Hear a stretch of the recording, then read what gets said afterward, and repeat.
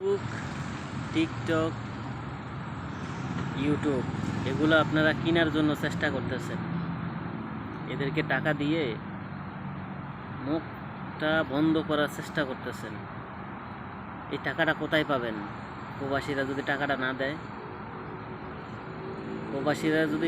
না দেয় আপনারা কোথায় পাবেন এই টাকাটা? আর আপনারা যে অন্যায় করছেন এগুলো দেখার পর কোনো ব্যক্তি টাকা পাঠাইবে? অন্তত আমি তো পাঠাবো না। 2-4-6 মাস আমি যদি দেশে টাকা না পাঠাই কোনো সমস্যা হবে না আমার, ইনশাআল্লাহ। কেন জানেন? যথেষ্ট পরিমাণ টাকা আগের থেকেই রাখা আছে। তো আমার সংসারে যদি বাজার সদাই দামও বেড়ে যায় তাও কোনো সমস্যা হবে না, ইনশাআল্লাহ। কথা বুঝতে পারছেন? টাকা পয়সা আপাতত পাঠানো বন্ধ। আপনারা যতই ইউটিউব কিনে নেন, ফেসবুক কিনে নেন, টিকটক কিনে নেন, কোনো কাজ হবে না।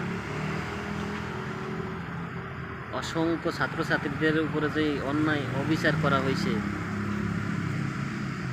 যেভাবে গুলি করে হত্যা করা হয়েছে, এত সহজে কি থেমে যাবে মানুষের রক্ত কিন্তু গরম আছে সবারই, কম বেশি। ওখানে আমার 2জন বন্ধু মারা গেছে। আমার কাছে কেমন লাগতেছে সেটা আমি জানি। আমার 2 বন্ধু এই জায়গায় পুলিশের গুলিতে মারা গেছে। আমার এলাকায় যখন আসছে তখন আমার কলিজাটা ফাইটে গেছে। পুলিশের গুলিতে আমার 2 বন্ধু মারা গেছে।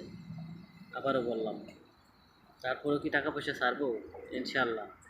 আশা করি অন্তত আমার থেকে টাকাটা পাবেন। টাকা বেতন ঠিকই পাইছি, কিন্তু টাকা ছাড়ি নেই, ছাড়বো না আশা করি। ধন্যবাদ সবাইকে।